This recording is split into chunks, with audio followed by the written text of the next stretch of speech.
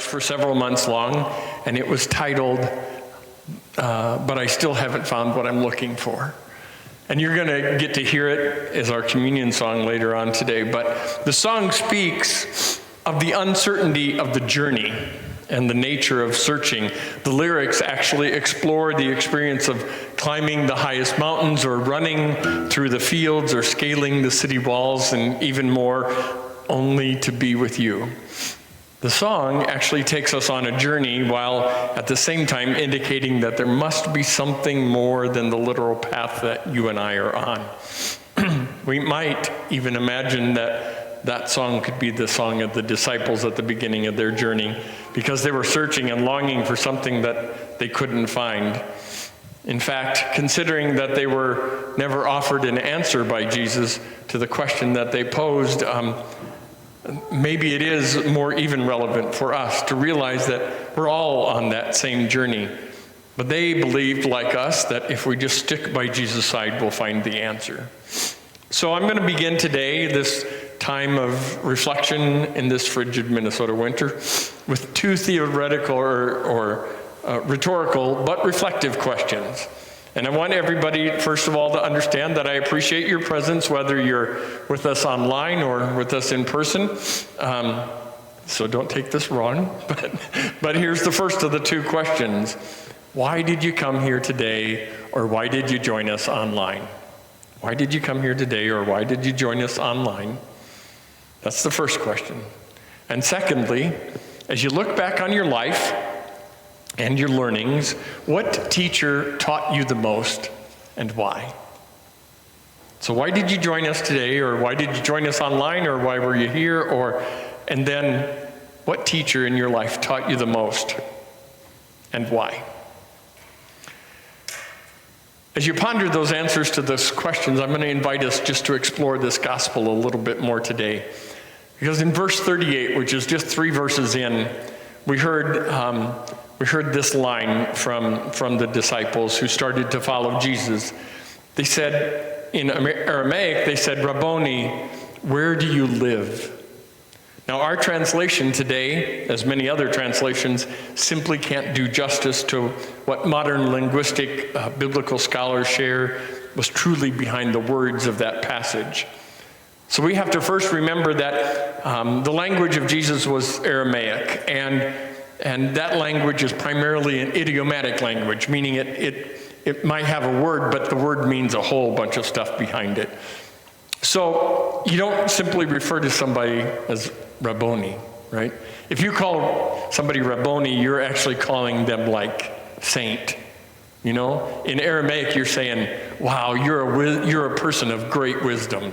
You know, and so it's kind of like us calling somebody a sage today, or I was going to use president, but that's a bad analogy to use in this current climate.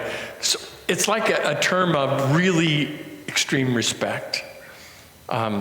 Secondly, if you did that, if you called somebody rabbi, Rabboni, you would expect that they have that wisdom and that you want to be able to find what they have.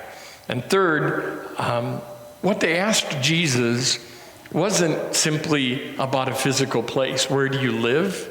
You know, what they really asked Jesus is, where do you reside? Where do you find the source of your strength and your power and your wisdom? Where do you really find all of that stuff? That's really what they're asking Jesus. Where do you really reside? And that's why I wanted to begin the homily by asking us that question about how come we joined here today, either online or in person. Why did we do that? It's not for me to know, but for each of us to understand the depths and the motivation behind our own faith. I really doubt that many of us or any of us said that because it's our Sunday obligation. I would venture to say that most of us probably came for a far deeper reason. And that's precisely what the disciples were asking Jesus, and it is what we ask ourselves about our own motivation. What feeds our soul? What animates our life? It's a response to an invitation not to a place, but to a relationship, right? A relationship with Jesus that always invites us into a relationship of deeper meaning. Which then leads us to the second question that I asked. What teacher taught you the most and why? What teacher taught you the most? I don't know about you, but as I reflected on that experience, I think Jesus did the same thing that the very best teacher I ever had did for me. Jesus didn't explain to the disciples that if you take a mountain of tin foil and you build it up and you push a little dent in the very top of it and you put baking soda in there and then you take a beaker of vinegar and you pour it in there, this amazing chemical reaction happens and it releases carbon dioxide in little bubbles and it spills over, and if you add food coloring it really looks like a lava flow, right? That's what Jesus did, and that's what the best teachers do. The best teachers don't stand around and say, well, it's an acid reaction of chemicals that when you place baking soda and vinegar together causes carbon monoxide to be. They don't do that. They help you build the stupid foil mountain and put the baking powder in there, and then they let you blow it up, right? They let you experience what it is that it was like. And that's what Jesus did with the disciples. He didn't answer their question. He said, come and see. Come and see what being in a relationship with me is about. Come and see what it means to be in a relationship with me. And then you'll find out where it is that I live. On September 6th of 2022, just a year and some months, there was a book that was released by an author named Jim Towie. Jim headed the White House Office of Faith-Based Initiatives and Community Initiatives under George W. Bush. Jim was a lawyer, and he was a personal friend and confidant of Mother Teresa. And he authored a book about her titled To Love and to Be Loved, a personal portrait of Mother Teresa. In that book, he cites one of the most profound lines, I think, of Mother Teresa. Having had the opportunity to meet her myself, I think of this. He said, this is a quote from her.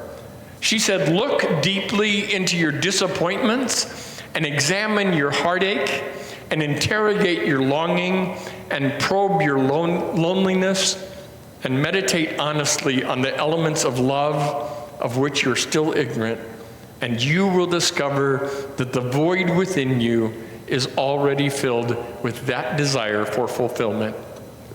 Your yearning itself is an internal guidance system that's moving you to become a lover." If you shared that insight, or I shared that insight that's eerily familiar with another book that I think carries tremendous meaning and should be on everybody's shelf, Man's Search for Meaning. It was published in 1946 and written as Viktor Frankl experienced the horrors of Auschwitz. And I think it summarizes what Mother Teresa said. He said this, Viktor Frankl said, "For the first time in my life, I saw the truth. Proclaimed as the final wisdom by many thinkers, I grasped the meaning of the greatest secret human thought and belief have to impart to the world. That is this, that love is the ultimate and the highest goal to which the human person can aspire." I think if we asked ourselves the question about why we came here today, it's to deepen our love. You see, my friends, I think Jesus' invitation to the disciples is the same invitation that you and I receive today. Come and see. Come and explore the depths of love and find in love the riches of holiness.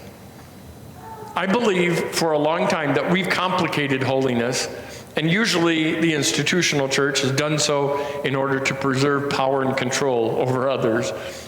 Whereas the greatest saints and the greatest teachers, including Jesus, invite us to make a mountain of foil and put in some baking soda and pour in some vinegar to see what happens.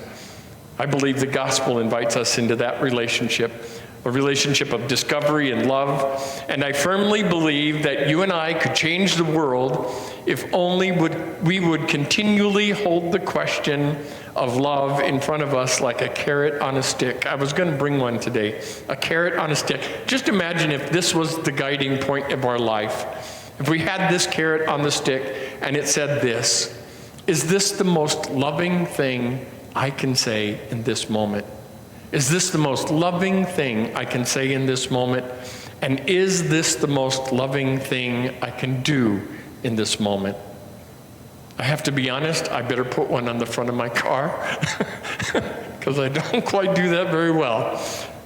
But if we asked ourselves those two questions every moment of every day, is this the most loving thing I can say? Is this the most loving thing I can do? If we asked ourselves those two questions every moment of every day, I'd venture to say that we could find the answer that the question that the disciples asked Jesus. I bet we would find the answer. Where do you stay?